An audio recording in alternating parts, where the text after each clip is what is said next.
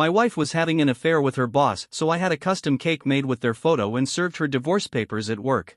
I first tried posting this in the Surviving Infidelity forum, but the bot flagged it for some reason. Honestly, I'm just looking for some guidance. I'm a 32-year-old guy, been married to my wife, she's 30, for 5 years now. But over the past year, it's like she's become someone I don't even recognize. When we first got together, we were both pretty established in our careers and seemed to share the same values.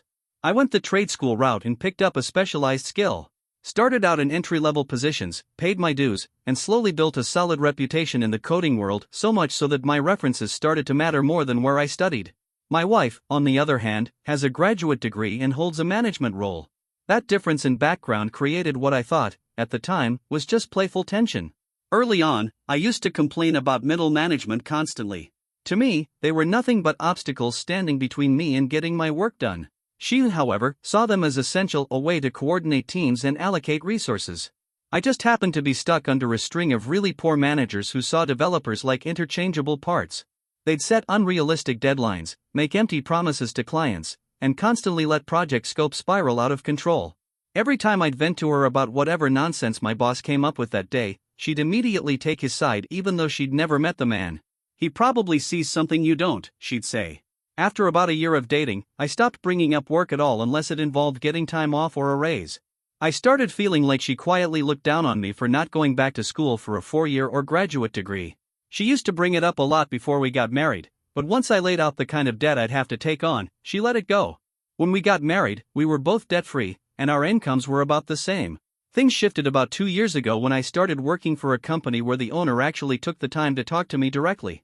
He recognized my value and potential, and now I earn about 50% more than my wife does. My current manager isn't a technical lead, but he's everything a Scrum Master should be: organized, respectful, and he knows how to support the team without getting in the way. Saying he stays out of my way sounds negative, but really, he's just excellent at knowing when to step in and when to step back. The first 4 years of marriage were solid. I stopped ranting about bad bosses, and she dropped the whole school pressure thing. We had a lot of fun. Date nights a few times a month, shared hobbies, cooking meals together, getting into books and movies. We really connected. When the pandemic lockdown hit, we both started working from home. Our house is nice, with plenty of space, 3 extra bedrooms, in fact. One had already been turned into my office, and once lockdown began, we set up a second one for her to work from.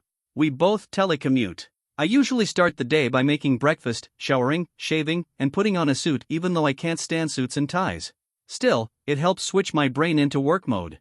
My wife, on the other hand, rolls out of bed, eats, brushes her teeth, throws on a t-shirt and sweatpants, and jumps into her office. I'd catch her playing Candy Crush between emails. I guess I treated working from home like working at home, and she treated it like working from home, if that makes sense. Funny how being physically close all day can make you feel further apart. She has several meetings a day, keeps her door open for all of them, so I hear them constantly. I only have one short Scrum meeting daily, and I always close my door. About 5 months ago, she got upset about that. Said it hurt her feelings that I closed my door during the Scrum. I tried to explain that it helped me focus and stay in a work mindset, but she acted like I was hiding something from her. I kept trying to keep our old hobbies alive, but she brushed me off. Said we already spent the whole day together. I probably should have pushed back more, but I didn't.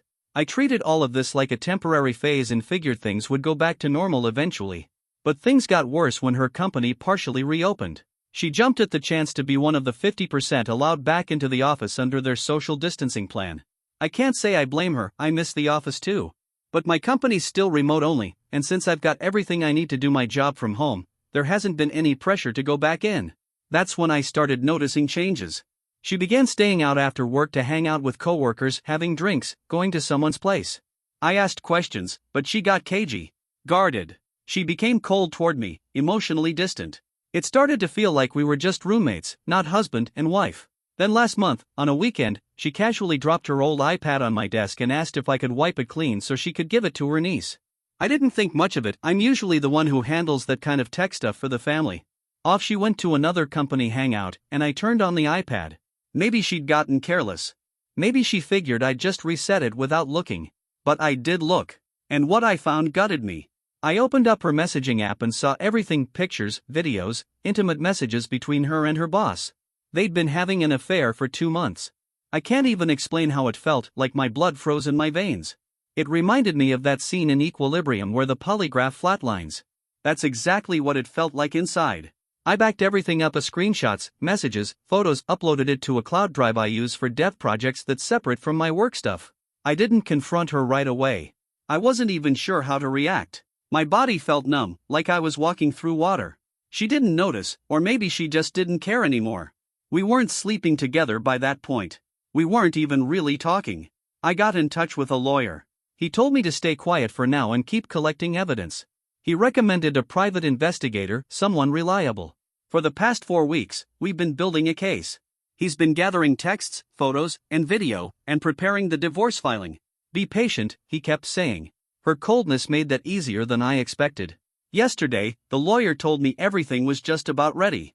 We live in a fault state, and between the PI's footage and the messages, he said we had a slam dunk. But then, last night, I don't even know what happened. All that icy calm inside me, suddenly, it turned into fire. She got home late, of course. I honestly couldn't even tell you what she said when she walked in the door, it was all a blur. But something in me snapped. I finally lost it. I told her I hoped sleeping with her boss was worth everything she'd thrown away.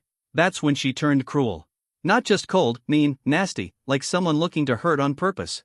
She shot back that I hadn't been there for her emotionally, said I just lounged around all day doing nothing, even if I was the one bringing in most of the money. She said I wasn't intellectually stimulating enough, which was a slap in the face considering I work in a highly technical field that requires sharp thinking every single day. So I told her I have a lawyer. Her reaction? She burst out laughing, full-on mocking laughter, like I was a joke to her. She called my bluff pathetic, said there was no chance I'd actually go through with leaving her. Even if I divorced her, she said, she'd still get half of my paycheck. But if I stayed, she said, at least I'd get laid once in a while, so I shouldn't screw that up. Her words, not mine. I stared at her, realizing I didn't recognize who this person was anymore. I said flat out, that's not what a marriage is. She laughed again and said, honey, this is the 21st century. A woman can have her cake and eat it too. Then she laughed one more time, and went to bed. That night, I emailed my boss and asked for a week off to take care of a family situation. He was understanding and granted it right away. I didn't even go into the bedroom, I just crashed on the couch in my office. The next morning, I was getting dressed when she walked out. She didn't say much, just, don't wait up, and walked out the door. Like we were strangers. Like none of this mattered. I headed straight to my lawyer's office. He told me the divorce papers were ready, and the process server was there with him. He asked how I wanted the documents delivered. I told him my idea. He chuckled and said, you better not. I've had a lot of clients want to do some kind of revenge-serving thing, and I always talk them out of it. Judges don't have a sense of humor, and stunts like that can cost you alimony, assets, the works. But I didn't care. I was still burning from what she'd said to me the night before. I wanted her to feel even a fraction of what I was feeling. The lawyer tried to keep me grounded, but he could see I wasn't budging. He finally relented, shaking his head, and gave the green light. The process server, when I told him the plan, actually laughed out loud. You're my hero, he said. We had to rush order something special to make it work. The server picked it up and headed off to her office to serve the papers. He called me afterward to tell me how it went. Turns out, my wife was chatting and laughing with a group of co-workers when he arrived. He asked for her by name. She confirmed it was her and asked what this was about. That's when he placed the big box on a nearby desk and opened it up. Inside? A custom-made cake. I didn't even know you could do this, but the top had an edible printed image, my wife and her boss in a very intimate hug. They were clothed, but the body language left no doubts. Above the image, in icing, it read, here's your cake. Eat it too. He slid the divorce papers next to the box and said the line I'd been waiting to hear, you've been served. What happened next sounded like a scene out of a movie. She let out a loud, piercing scream. At least 8 of her co-workers saw everything. My wife went into a full panic, knocked the box off the table, and the cake landed on the carpet, but the image stayed right there, plain as day.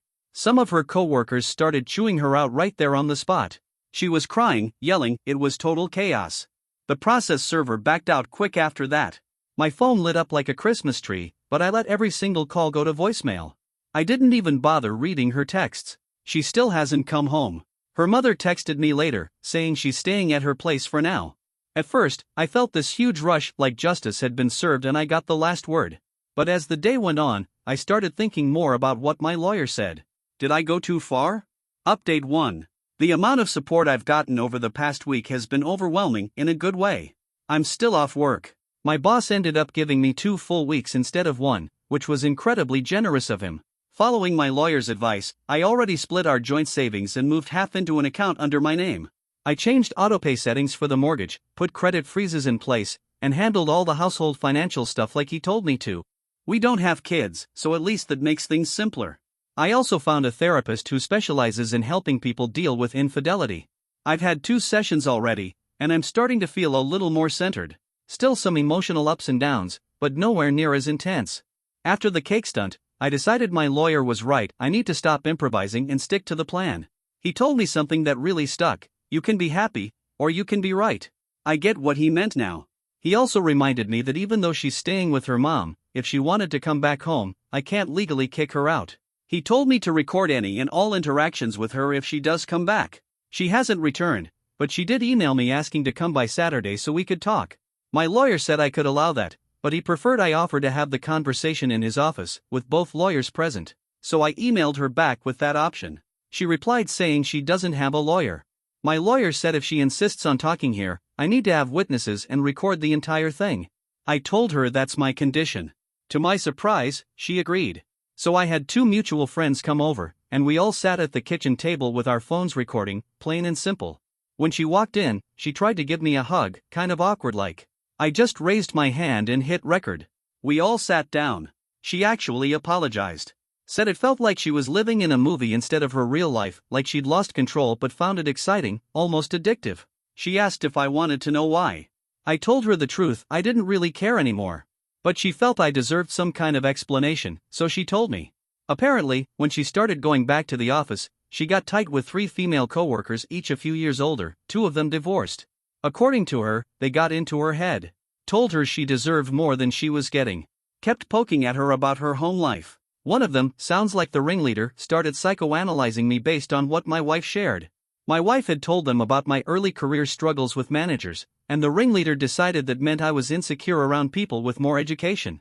She told my wife I was a submissive male and that she needed a dominant, take-charge kind of man. She said if I ever found out about the affair, I might yell or throw a fit, but ultimately I'd just accept it. Turns out, that boss of hers, the guy she had the affair with, ended things the moment everything came to light. She still has her job, for now. But barely. Everyone who saw the cake that day? My wife, the 3 women who egged her on, the affair partner, her boss, and 2 other co-workers who were on the same level as her. Her boss laid down a hard boundary with her after everything blew up. He told her to only contact him through email from now on and warned that if she ever tried to show up at his office alone, he'd immediately call in another co-worker to be present. And those 3 so-called friends of hers? The ones who pushed her into this mess? They turned on her in a heartbeat. They publicly shamed her for what she did, as if they hadn't been cheering her on the whole time. According to my wife, the rest of her co-workers didn't want to be dragged into the drama. They treated it like a soap opera they didn't want a part in, so no one reported anything to HR. But the way her inner circle did a complete 180 shook her up. She told me she was feeling ashamed, like something finally clicked. Then she hit me with a curveball, asked if I could help her out with $5,000. That caught me off guard. I knew she still had money left in her account. I made sure of it. She was staying with her mom, had no major expenses, so I asked why she needed the money. Turns out, the ringleader and the other 2 friends were blackmailing her. They wanted $5,000 to keep their mouths shut. She said they gave her a deadline and threatened to report everything to HR if she didn't pay up. She was practically begging me for help. I told her straight, there's no going back to how things were. Not after everything that's happened. And if she caves now, they'd just keep coming for more. I told her the best thing she could do was report herself, her boss, and those women. Come clean before she ends up losing sleep every night, wondering when the knife's going to drop. She hesitated. I could tell she didn't like that advice. Then came the big question, what about us? Where do we stand? I didn't sugarcoat it. I said, there is no us anymore. That part of our story is over. Your next step should be finding a lawyer to help you sort through the divorce. I told her the only thing I could offer was guidance on handling the work situation, but even then, she might need to consider starting over in a different career. She needed therapy too, no question. I said anyone who can laugh in my face one week and come begging for help the next probably needs help figuring themselves out. She brought up the cake stunt. I just nodded and said, yeah. And I'm seeing someone about that too. She didn't say much after that. Just left. I haven't heard whether she took my advice or decided to pay off her co-workers. Funny how it always seems to be the coworkers. Update 2. First week back at work went better than I expected. To top it off, my boss made an announcement that we could all leave at noon for Good Friday and Easter weekend. It was a nice gesture. I've been doing a lot better overall. Still seeing my therapist regularly. Last weekend, I took a long drive out into the rural backroads just to clear my head. While I was out there, I happened to pass a small dog breeder. I was curious, so I stopped. The guy was Asian, friendly, and introduced me to a breed I'd never seen before, some kind of rare Asian dogs. He told me they were fiercely loyal and incredibly brave.